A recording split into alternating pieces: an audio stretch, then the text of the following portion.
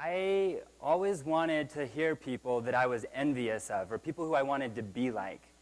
And so I wanted people to impress me. So I'll do my best to somehow impress you. And then the other thing was I wanted people who kind of like, I felt like I could relate with.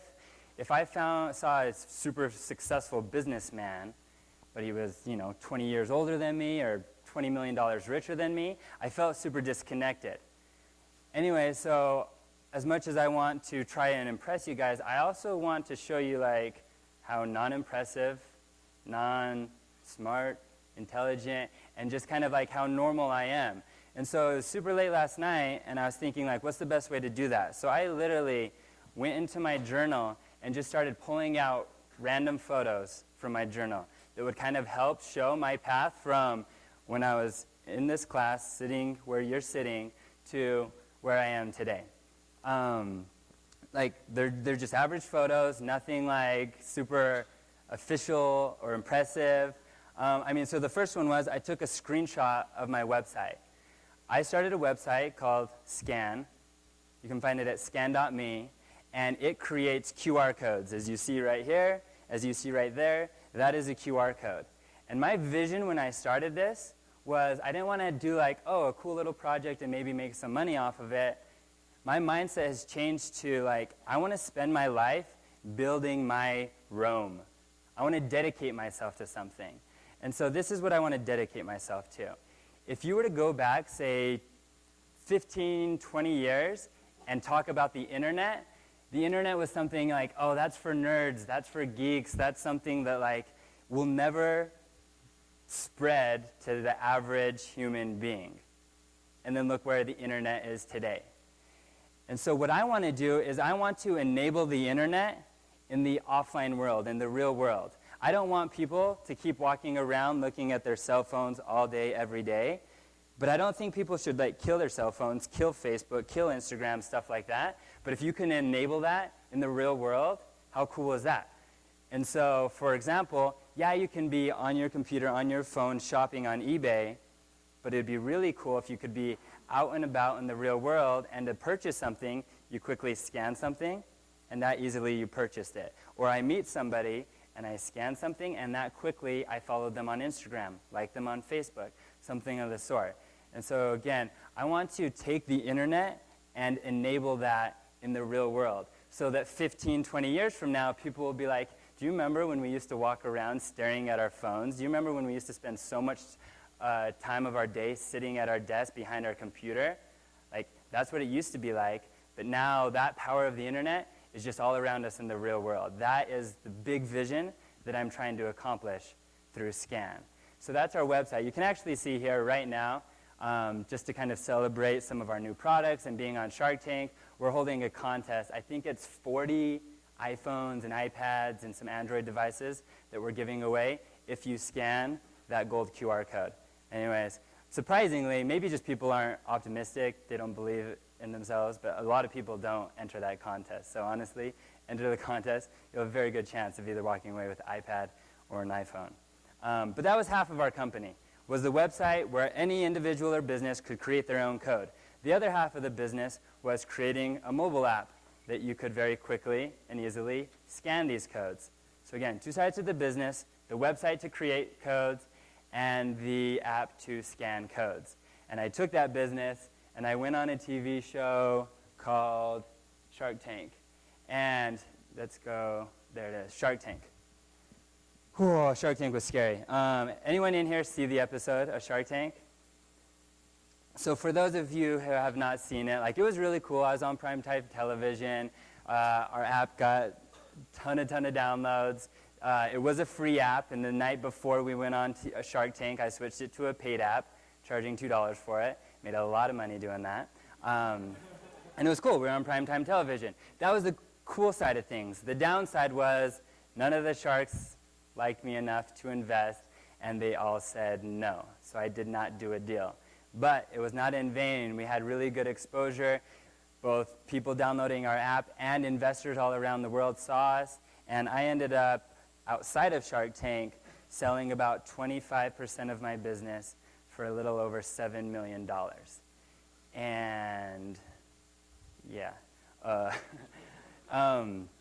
We'll get more into that later. So, I mean, that's like been the cool part of my life recently, is I had a vision, I built it, and then I sold it, well, a portion of it. I wanted to just sell a little bit so that we could have a lot of money to work with, to play with, but we still own the majority of it so that we can continue building it, making it better, and hopefully make even more money off of it than just the $7 million that we sold for about a quarter.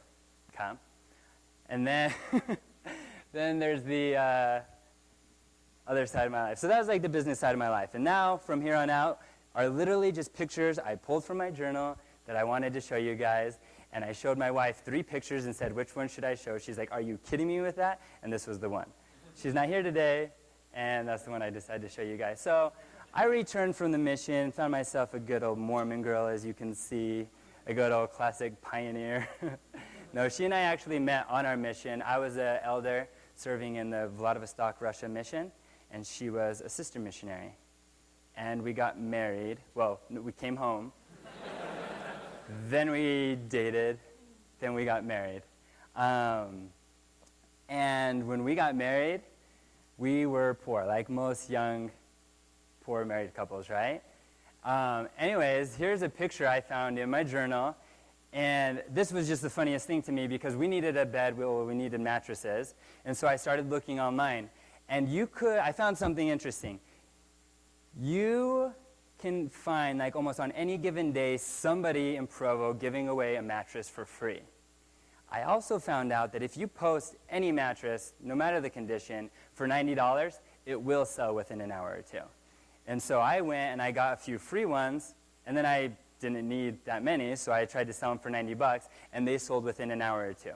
Anyways, that whole day I was like, okay, we're going to see how long we can go with this. So for 2 days, we went around and picked up all the free mattresses around Provo, as you see here, and then sold them for $90. And for us, that was really good money at the time.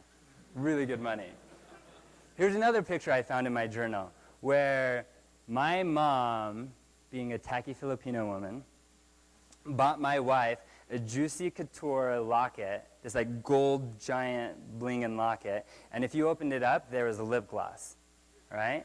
Anyway, she gave it to my wife, and if you remember that pioneer picture, my wife is not so blingin'.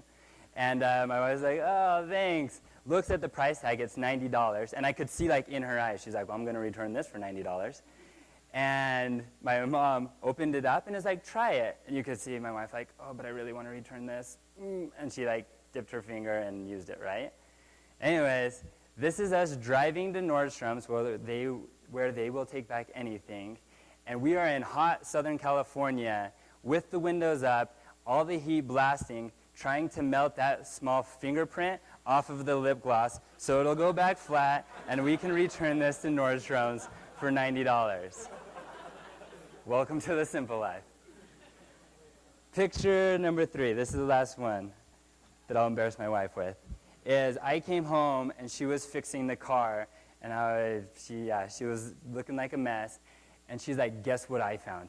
I was like, what'd you find? She's like, come here. She takes me to the dumpster of this condo complex in Southern California, and there was a bed frame, not like whatever the head of the bed, sticking out of the dumpster. And she's like, looks nice, right? And she's like, I looked in, like all the parts are there. And I was like, well, what are you doing? Let's get it. Let's do it. And anyways, so we waited till the night time when everybody was asleep, and we hijacked this bed out of the dumpster, and that was our bed for the first year or so of our marriage. Right? So I got sick of being poor. It's not as fun. And so I started trying to think of ways to make money. I went and applied for a few jobs. Wasn't for me. I almost found it insulting when people would be like, yeah, you're going to work from this time to this time. You're going to do this. And I even tried it out for a few days. And I thought it was ridiculous that I would go and I would clock in. And it was more important to them that I showed up at 9 and left at 5 than what I did while I was there. I would ask, can I work extra hard and leave an hour early? No. You come in at 9, you leave at 5. And my mind did not work that way. So I quit applying for jobs and thought, okay, well, how else can I make money? And I was not technical whatsoever. People look at me now like, oh, I built an app, I built a website. You must be super nerdy, tech savvy. Was not the case. When I returned from my mission, my brother bought me my cell phone. My brother set up my Gmail account. My girlfriend at the time set up my Facebook account. I didn't know how to do any of that stuff. And my wife eventually, my now wife, who also wanted me to start making more money, she taught me Photoshop. And then she taught me a program called Illustrator. And then she taught me how to code websites. She taught me some web development skills.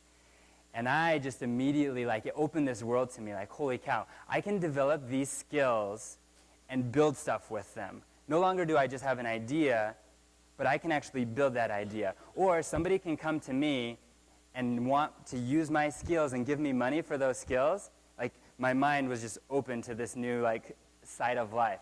So I started a freelance design company, I guess you could call it, called it Capital G Design, and I just started building things for other people.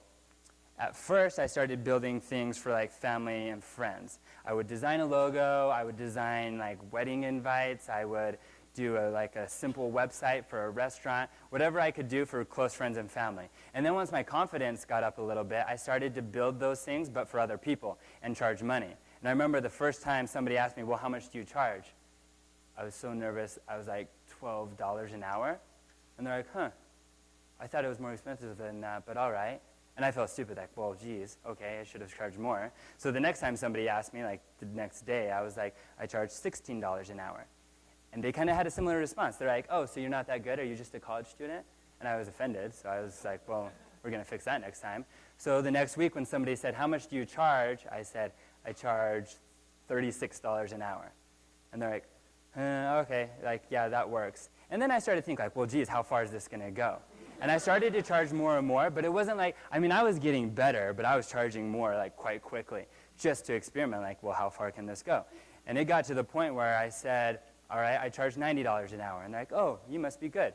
And then they would work with me. And then I remember the first time I charged over $100 an hour. And I was super nervous. And they said, how much do you charge? And I was $120 an hour. And they're wow, you must be good. Okay, let's work with you. Anyways, design skills and coding skills are in such high demand. If anybody... if I could convince you of one thing, it would be learn how to code, learn how to design. It's, if anything, a good plan B, especially while a student, to make money on the side. It is in such high demand that I was never marketing my company. Companies and individuals were just coming to me needing my services. And anyways, I kind of have this issue where it's really hard for me to say no to opportunities. I'm a definite yes man. And so I couldn't, people kept coming to me, and I was I have no more time. But I can't say no. So I came up with an idea. I'm just going to charge people so much that they'll say no to me. I won't have to say no to them. Solves the problem. So people started coming up to me and be well, how much do you charge? And I'd say, look, I'm pretty expensive.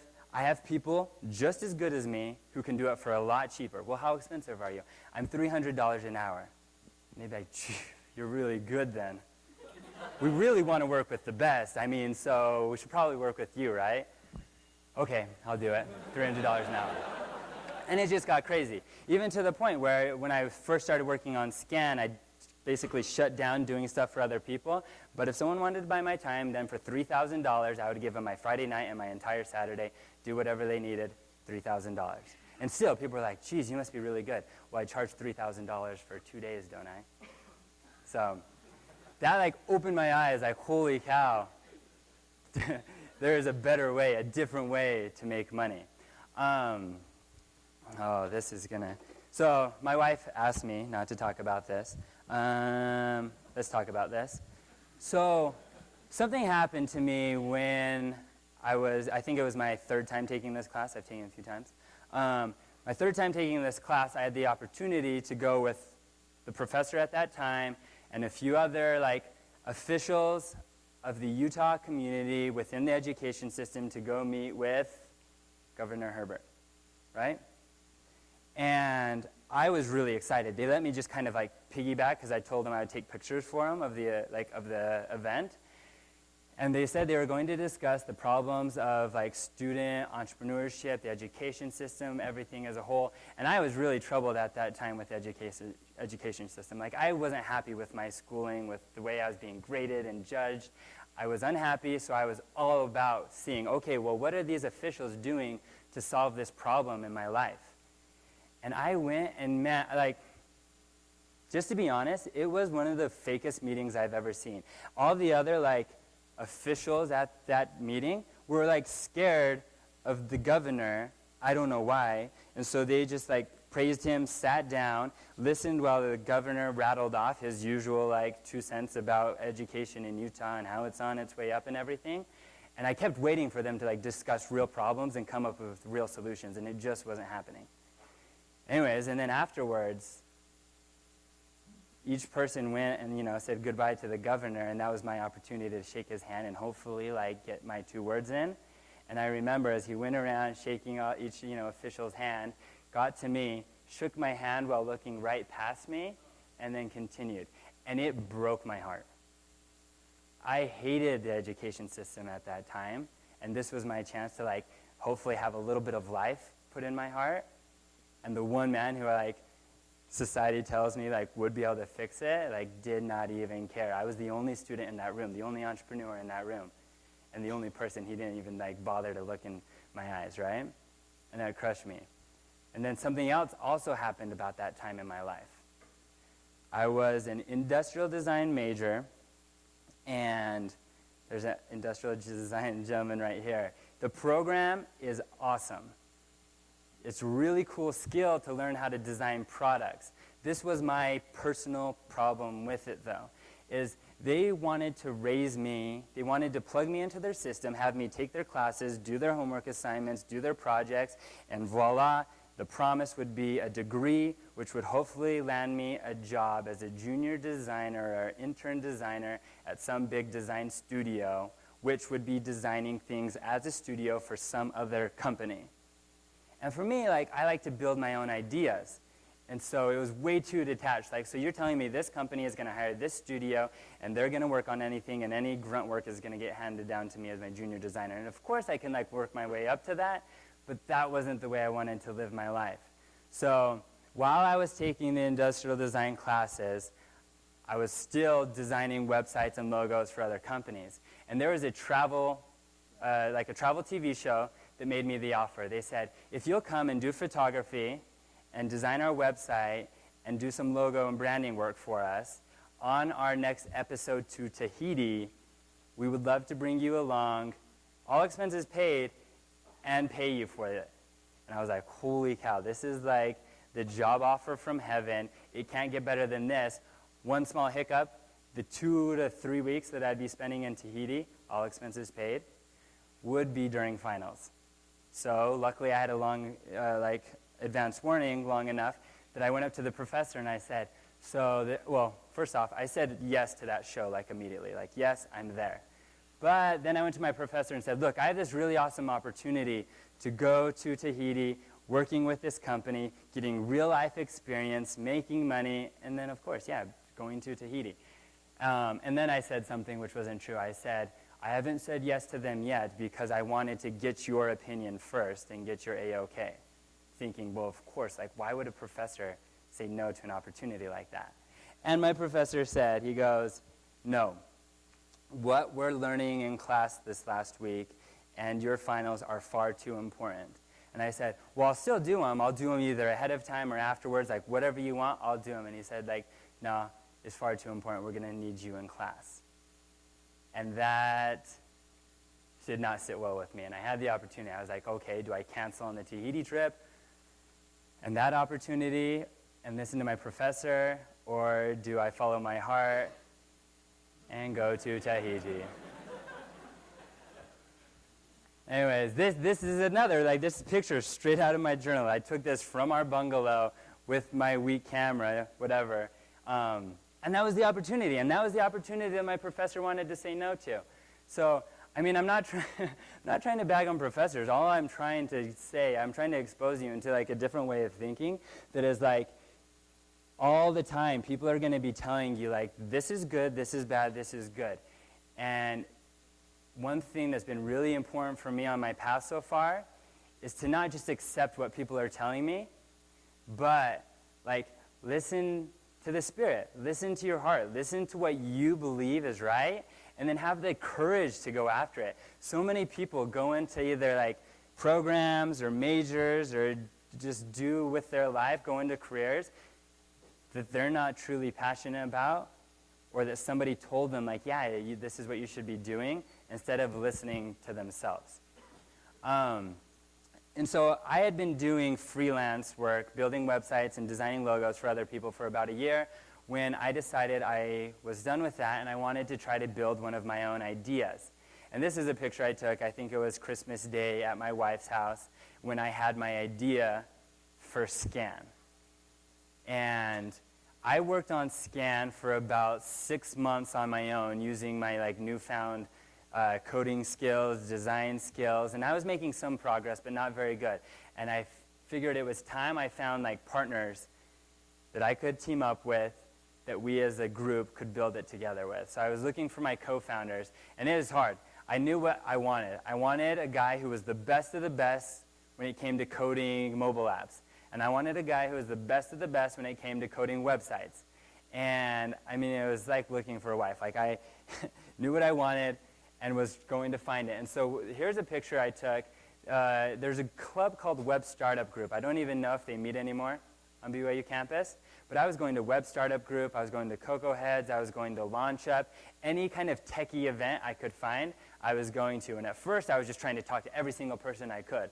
And then I figured out the best way to do that, the most efficient way to meet everybody at once, was to get on stage. So I started hitting up the presidents of all these clubs and being like, hey, I'm an expert at whatever.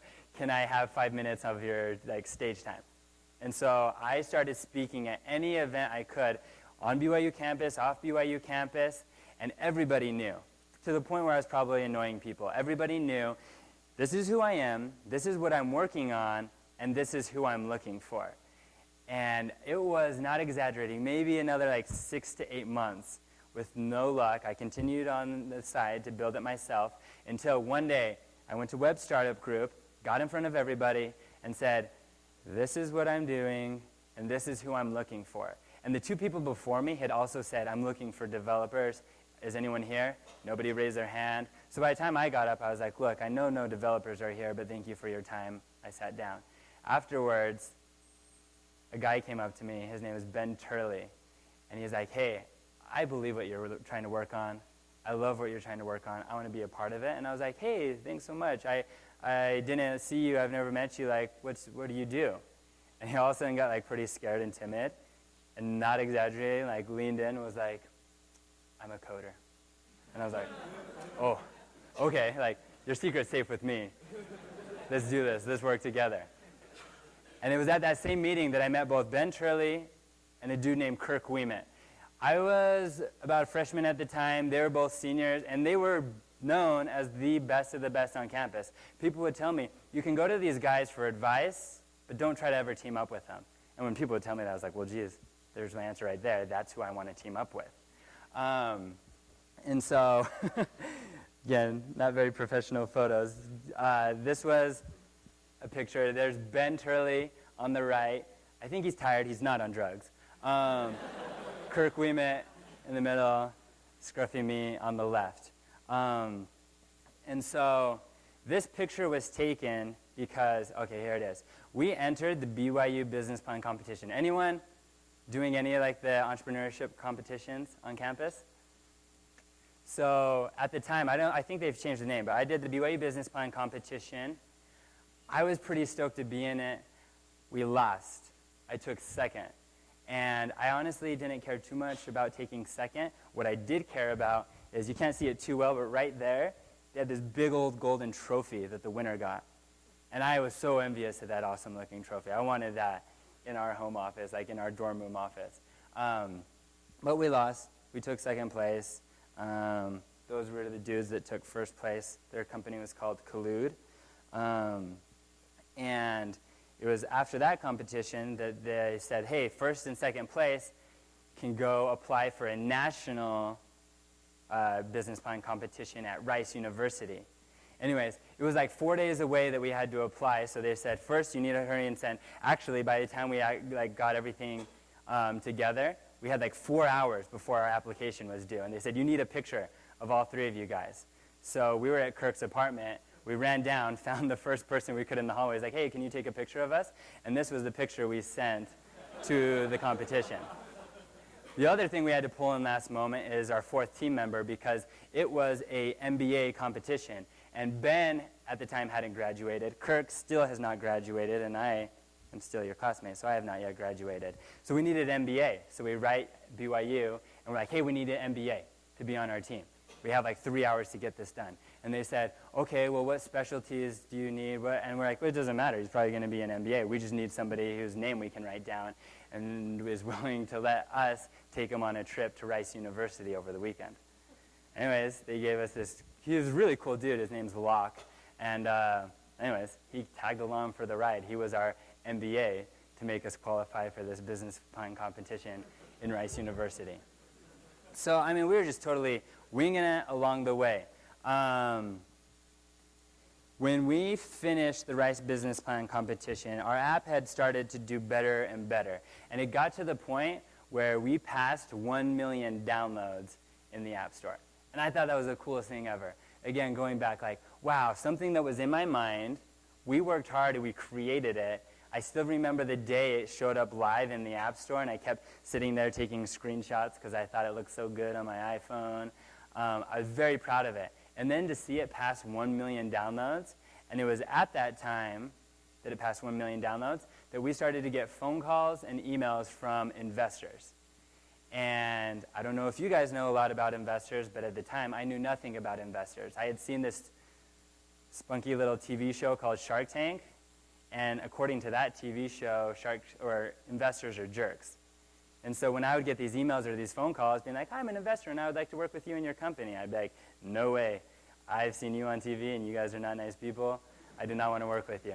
And I was basically, just not answering emails, not returning phone calls, until a group called Google contacted us, and I was like, yeah, I know you guys. And Google, I think, knew like how young and naive and basically just rookie we were, so they didn't take the approach of like, hey, we're this official company of investors and we want to do business with you. They said, hey, we think you kids are cool and you're building really dope stuff. How about a free trip to San Francisco to hang out with us? Yes, we will meet with you guys. So we took a trip to meet with some investors. But before we went to that meeting with Google, I got all nervous and I was like, well, we should probably try to meet with some other people. So I started to meet with investors in Utah. And one of my professors, really cool guy, still friends with him, but he gave me horrible advice. He said, look, you're going to go into this meeting, they're going to have 10 minutes, and at the end of the 10 minutes, even if you're halfway through your thing, they're going to like throw you out the door, and they're going to be very well dressed, and you need to be dressed nicer than them, so if they're going to be wearing a suit, like imagine what you got to be wearing. So I got super dappered up and went to this meeting with these Utah investors. And he was kind of right. Like, I just felt like they were judging me for 10 minutes straight, and they were super like, get in, get out, don't waste our time, but thank you for dressing up. Anyways, I wasn't myself in there. First of all, I wasn't dressed like I usually dress, and I just felt super uncomfortable. And I think they could tell. Some other poor advice that professor had given me is like, your slide deck should talk about mostly financials, it should talk about like market research numbers, it should talk about your cap table, and that to me, being a big-time rookie businessman, was just like nonsense. I didn't understand any of that jargon. What I did understand is like designing something that people care about, designing something that looks good, creating a product that is like innovative and cool, and teaming up with people that are like inspiring and hardworking. Like that's the part of the business that I liked, not the cap tables, not the numbers, not the finances. Anyways, and I think the Utah investors could see right through that, because then when I tried to like fake my way through talking about financials, I just sounded foolish, and they sent me walking. We're not interested in working with my business. So came time for me to meet with Google and a few other investors there in Silicon Valley. And I decided, look, if I'm going to do this, I'm going to do this my way. I'm not going to wear my suit and tie.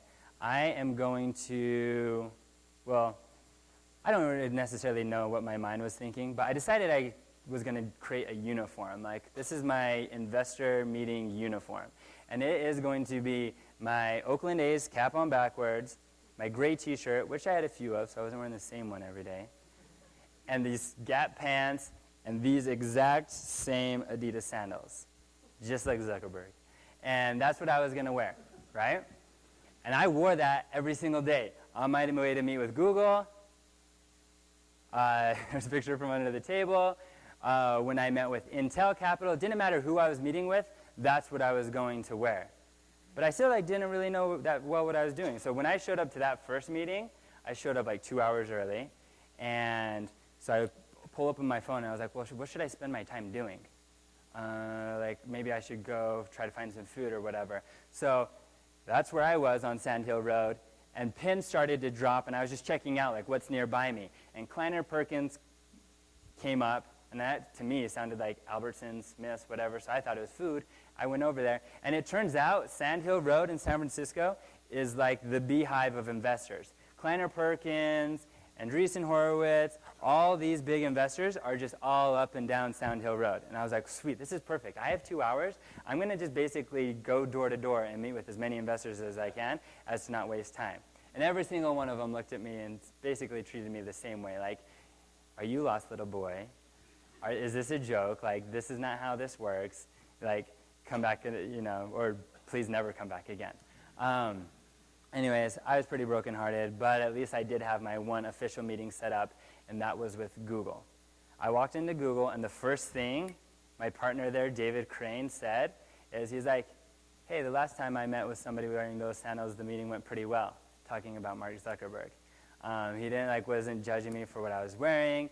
I sat down, and I gave him a quick little pitch on my iPad saying, look, here's my bomb A team that I'm working with, and this is the cool, world-changing stuff that we're working on.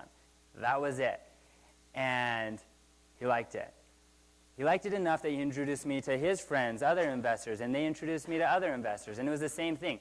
I would go around, but not all investors were of the same mindset. You find guys that are number guys, and you find guys that are visionary or design-minded product guys. And when I would meet with those number guys, and they would say, so tell me about your finances, or tell me about these numbers, I'd either have one of two answers with them. If I wasn't feeling it either and I didn't really want to work with them, I said, I don't really talk about finances and that stuff. And they didn't like me, I didn't like them, it just wasn't meant to be. Or if I did want to work with them, but they were asking me about finances and stuff, I would say, well, you can see, this is an awesome product. You're much smarter than I am. I don't need to tell you how this is going to make money. You can already tell, right? Well, you test the ego of an investor, and they're going to be like, oh, yeah, of course I know. This is going to be huge, right? And I got better and better as I started to meet with investors. The first time, I made some horrible mistakes, especially that first meeting when we got to the end of the meeting, and I was like, all right, I saw this part on Shark Tank, been warming up. We're looking for $300,000, and I'm willing to give you 15% of my company. And he looked at me like, what the heck is he doing? And he straight up said, well, that's not how this works. And I just got embarrassed. And he said, this is how it's going to go down. We're going to figure out what you're trying to do and how much money you need to do it. Then I'm going to decide if I like you enough to give you that much money. And if I do, then I'm going to decide how much of your company I'm going to take for that much money. And I humbly said, yes, that is a much better plan. Let's do it your way. But he was awesome. And he should have taken that first deal, because we ended up taking a lot more money for a lot less of the company.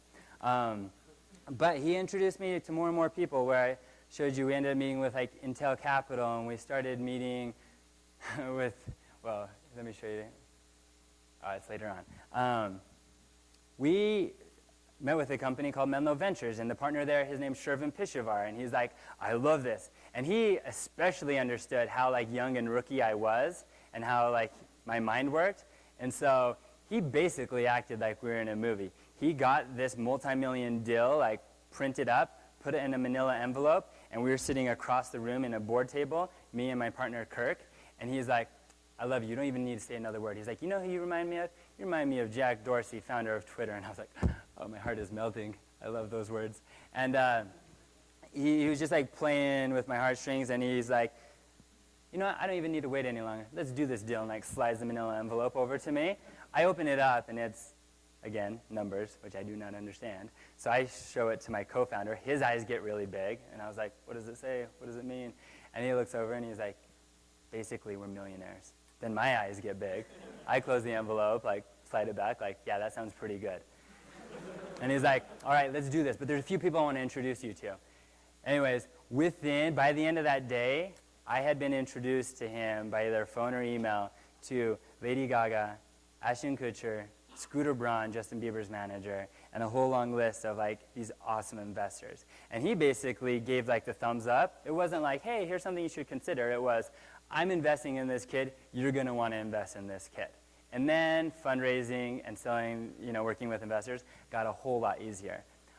After that meeting, I was in the San Jose airport flying back home, and the owner of the Boston Celtics, his name's Jim Pilata, he calls me up. And he's like, so, Shervin talked to me, says I should invest in you. Tell me a little bit about yourself. I was like, well, I'm a student at BYU. I play for the soccer team. He's like, whoa, wait, what? And I was like, I play for the soccer team? He's like, oh, that's awesome. I just bought a soccer team in Europe, if you've heard of. And he's like, have you heard of AC Roma? I was like, yeah, I've heard of Roma, sweetest team in Italy. And then we talked soccer for like 10 minutes. And then he could hear in the background, it was like, bing, we're boarding, turn off your phones. And I was like, I'm so sorry, I got to go. Can I call you back? He's like, you know what, I don't need any more time. I'm going to put $100,000 in. I was like, 15-minute phone call, $100,000. Popped it like that. Owner of the Boston Celtics. Anyways, as I mentioned, I played soccer, and that happening in my life changed so much, like more than you could understand. I think probably the only person in my life who like truly understands the impact of playing BYU soccer has had on my life is my wife, because she saw me try out for the soccer team my first year and get cut. She saw me try out for the soccer team for my second year and get cut. She saw how hard I worked in between those years, trying anything I could, working towards this glorious day when my name showed up on the tryout roster saying I had met the team. Jansen Romney sitting right here, if he doesn't remember the moment. I think somebody had texted him saying that I had made it, and Jansen, kind of a jerk, didn't tell me that my name was on the list. He instead goes out to me and he's like, I bet you made it. And I was like, I don't think I made it. And he's like, I'll bet you $30 you made it. And I'm thinking, well, geez, win-win situation for me. Either I made the team or I'm going to make $30. So I took the deal. And I bet him $30. And I go up to the list, and honestly, I don't know if I was like crying before I saw the list or as soon as I saw the list. All I know is I turned around to Jansen with his little smirk being like, gotcha. And I made the soccer team. And so this was all coming about at the same time. I was in school, I was playing soccer, and I was trying to start this business. And I started working with these investors, wanting to sell them a portion of my company so that they would come in to help me grow the business, but also bring in their millions of dollars. So I was chill with missing class. I miss class all the time, no biggie. But soccer is pretty strict. Like, you do not miss a game. You do not even miss practice. You do not miss a weight training session. So what I ended up doing was I would wake up, kill early, go to soccer practice. Right after soccer practice, I would go hop on a plane, Salt Lake City Airport, fly out to San Francisco. I figured out that if I would make meetings about 35 minutes long, and they were all on that one Sandhill Road, I could fit in about 8 meetings in a day before booking it back to the airport, hopping on the midnight flight, getting home into my bed about 1 or 2 in the morning, and then waking up the next morning for practice. Anyways, I did this after the Google meeting. I did this in between every other meeting. And so between the months of June and July, I ended up taking 55 flights back and forth between Salt Lake City and San Francisco so that I would not miss soccer practice. And I don't know, maybe the coaches would tell you different. I don't know if they knew that that was going on in my life at that time, behind the scenes. I tried very hard to, soccer was my number one priority, and I was trying to keep it that way and not let anything else influence it. And a lot of the team members had my back. We had an away trip where one of the rules on the soccer team is if you're with the team, you are with the team. You're not talking on your cell phone, if you're in the airport, whatever it is. And we were in the big old vans on a away trip to Southern California, and I had a phone call from, I think it was Shervin Pishavar who introduced us to Ashton Kutcher. So I had that phone call, and I had to take it, but I was with the team. Anyways, my buddies on the team were chill enough that they sent me to the back of the van. We basically piled up everyone's warm-up jackets over me, And I was able to take the phone call quietly without any of the coaches knowing there in the back seat. And I was a hot, sweaty mess there in Southern California under all of those smelly jackets and my teammates taking that phone call. But like the whole time, they had their back. So here's a picture from my journal that I took my first meeting with Google. Here's was my first one with Menlo Ventures, that boardroom, the table where you slid across a manila envelope. This was my first meeting with one of the founders at Facebook. His name's Javier Olivan, and he was another just cool dude. He let me talk about my company, the product vision. He's like, yeah, that's how we started with Facebook. Like, we weren't worried so much about the businessy side of things. We just wanted to create a product that would change the world, and I see the same, at least mindset working in you. And so he ended up investing in the company. Here is a picture I found in my journal where this was a barbecue that Google Ventures put on. And this dude right here in the black shirt, he's the inventor and creator of Android before Google bought Android, the Android that we all know and use today. Here's Shervin Pishavar that I keep talking about. You can see Oakland A's, cap on backwards, same gray t-shirt, same jeans, sweet fanny pack if you didn't notice. Yeah, I rocked that the whole time, and my same sandals. So then came the time when they're like, you know what? We like you enough. Let's finalize this deal. We're going to give you $1.7 million for about 10% of your company, but we need to find out some things. Are you going to drop out of school? Are you going to stop playing soccer? Are you going to move from Utah? What are you going to do? And that was a hard stage in my life because I loved everything that I was currently doing. I didn't know what I wanted to do. Luckily, this moment happened.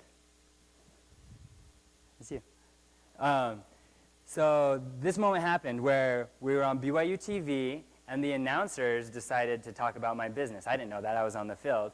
After the game, I got a text from my sister saying, you got to come over. I DVR'd it. You got to see what the announcer said about you on TV. So I go over, and for about 10 minutes on BYU TV, they were like, Gee, he has this business, he's doing really well, they've been working with these companies, just really, really positive stuff. And at the end of that 10 minutes, coincidentally, I scored my first ever goal for BYU soccer. And it was just the stars aligning, the Cinderella awesome moment. So I took that, recorded it, and I sent it to the investors and being like, I could quit soccer, but we are getting, BYU TV is worldwide. And we were getting whole, huge exposure all over the world because of this. So I think I'm just going to, finish out my soccer career while doing the company. Anyways, and they saw that video, and that was, they're convinced, all right, let's see what this kid can do while trying to juggle these two sides of his life. This was a picture out of my journal when I just had the opportunity to meet somebody pretty cool, depending on your opinion. I got this email from an investor named Troy Carter. He manages a pretty popular artist. And he said, hey, I want to meet with you, as does the artist I manage. Why don't you come and meet with us at this time, at this place, at this date? So my wife and I were in LA at that time, and I was like, who sets a meeting for 1 in the morning in Hollywood? This has got to be wrong. I emailed him. He's like, yeah, no, I'll see you there that time. All right. My wife, I was like, so do you want to come? She's like, oh, no, that's late. I'll see you later. Last second, she's like, you know what, fine, whatever, I'll come. We pull up to this building, and there's straight up paparazzi lining the curb. I'm like, what is that all about? And so we go stand in line to get into this building, and it's us little Mormon couple and these non-Mormon couples trying to get in this club. And one by one, the bouncer's like, get out, get out, get out, get out. I get up there, and he sees me, and he looks at me, kind of like those investors did, are you lost, little boy? And I, honestly, in my mind, I was like, I think so. And he's like, what's your name? Garrett Gee. He looks, big-eyed. He's like, oh, yeah, you're in.